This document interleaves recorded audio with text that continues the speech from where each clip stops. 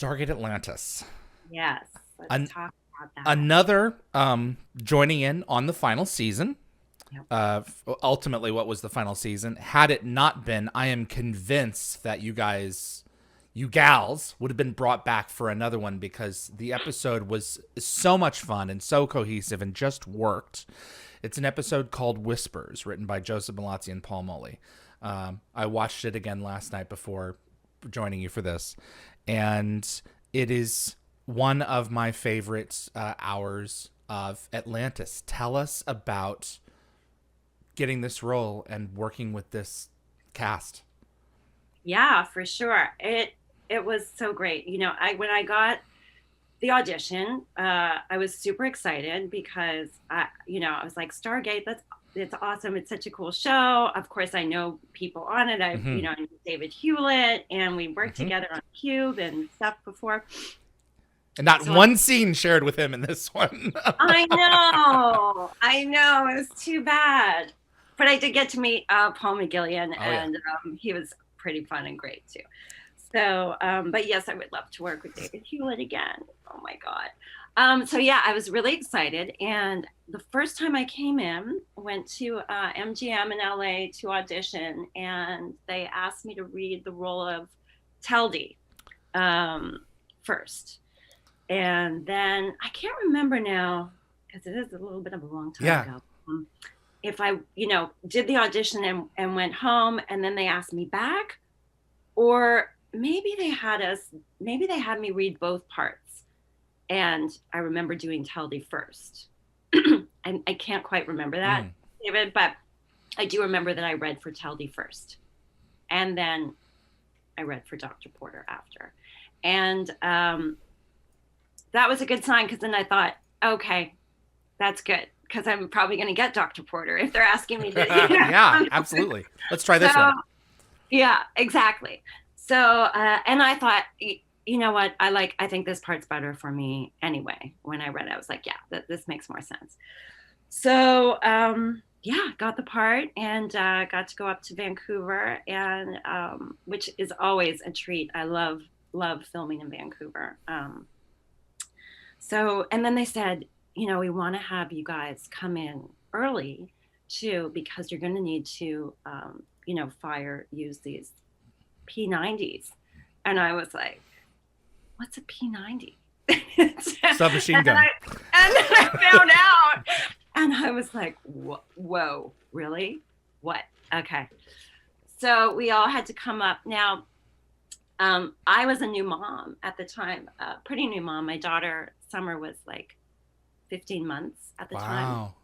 So I had to, figure it out and arrange, if I'm going to have a nanny or what. But my parents, who are always excited, to be with their granddaughter and to come to Vancouver, in the past, I would have them come and I would be put up at the, the Sutton Hotel. Yes. And my parents would fly out, and I would take the pull-out couch and I would give them my room and make it a little trip, and I'd go work on set all day. So they were like, yay, can we do that again? I said, sure, you're going to be babysitting. So I'm coming in, and I've got to do these, P90 rehearsals. I meet the gals. Of course, Christina Cox and I came up together. We knew each other. We were both young actresses in Toronto, so we go way back. But we'd never actually worked together. So this is our first time working together. And the other problem is I got a terrible sinus infection. Oh, I got no. there. Like one of those where your head is just Right. yeah. So bad. And I've since learned to give up dairy. But for many years, I had constantly had these sinus infections. So I get up to Vancouver and I get a sinus infection. And it was super painful, and they had to get the doctor to get me antibiotics and stuff. So we went in to do these, to learn how to handle these guns, these semi-automatic rifles, or it's a semi-automatic weapon, yeah. Weapon, yes. Yeah.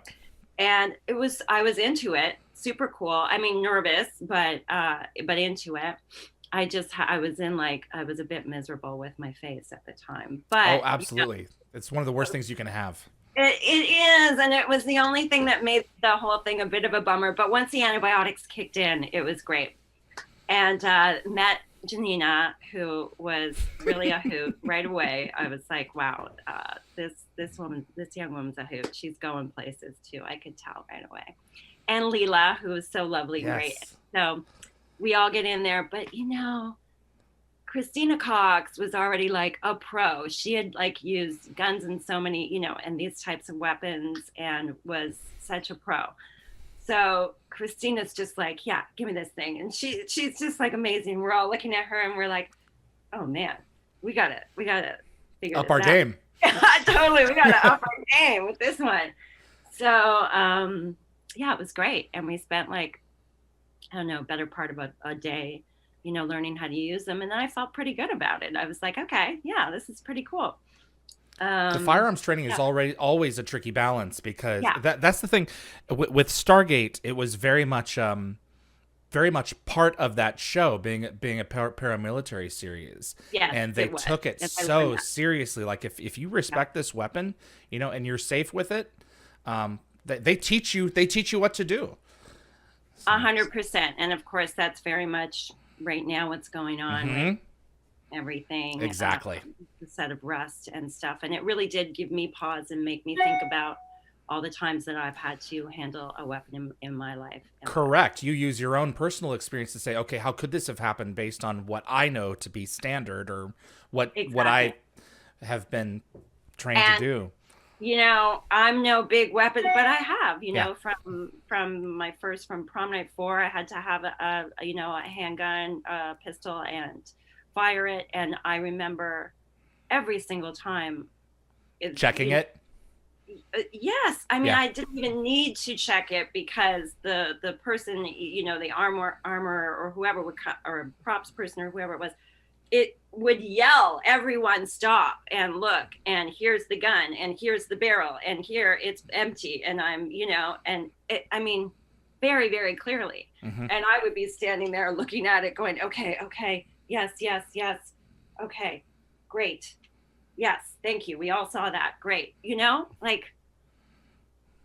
Yeah, what happened? Yeah, that's what it's still a developing story, so we'll see.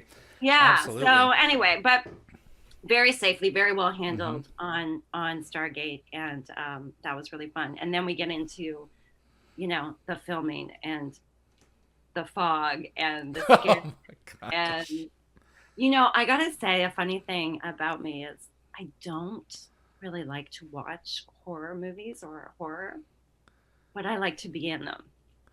Really? Yeah, I like making them.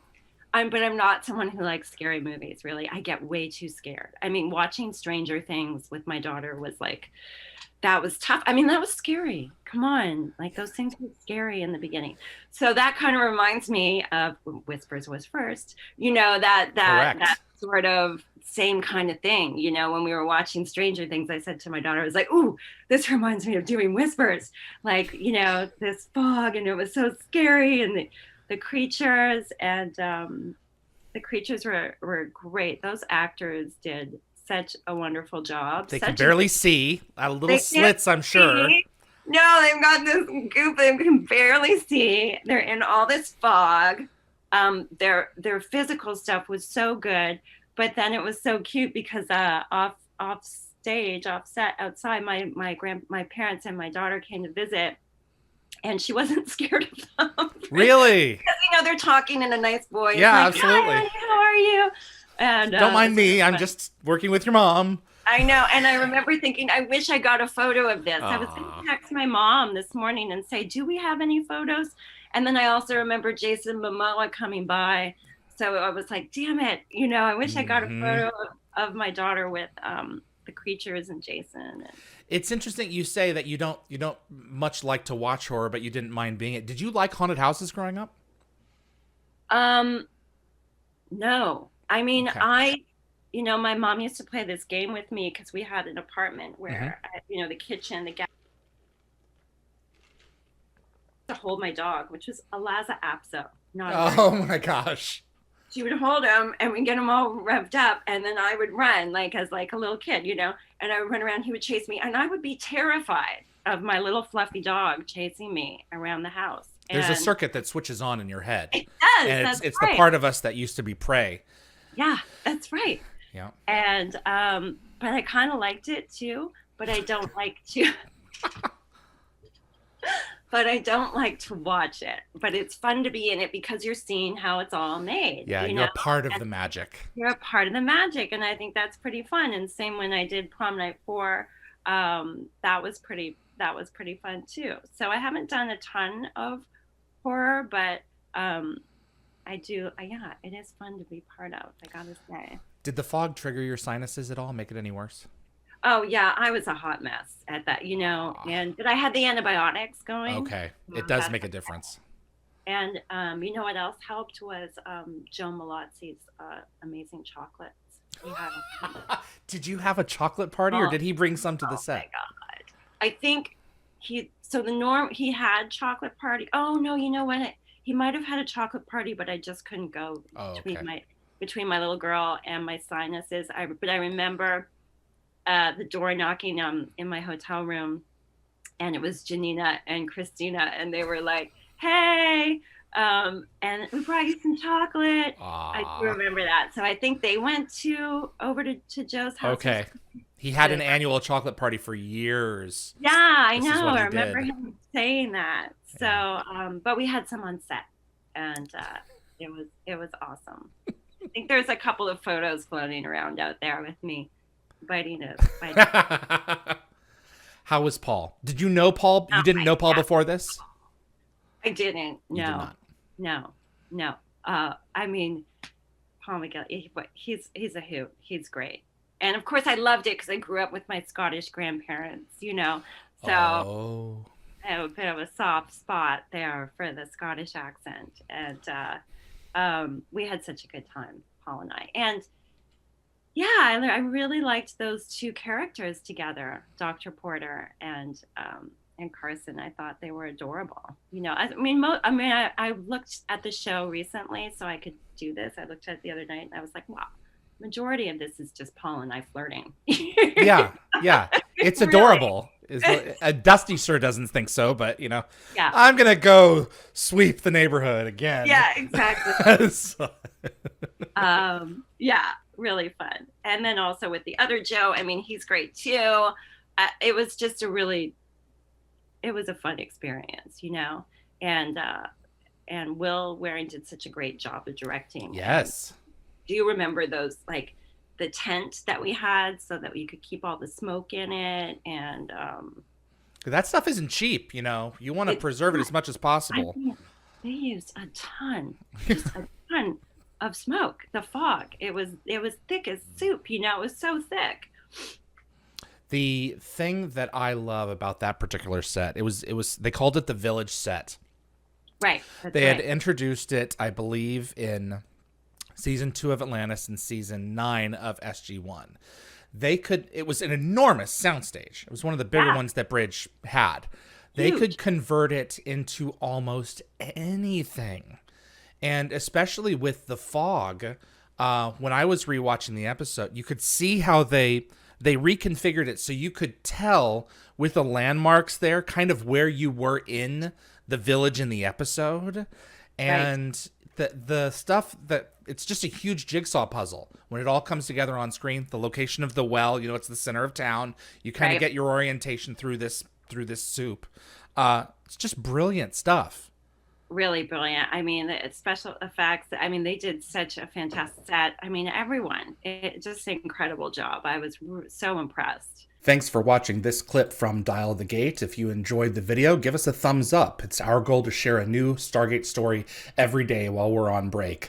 Please feel free to subscribe to future episodes here on YouTube. And if you have Stargate friends who might like this clip, let them know about us. Be sure to visit dialthegate.com to view the complete archive, as well as transcripts from past interviews. I'll see you on the other side.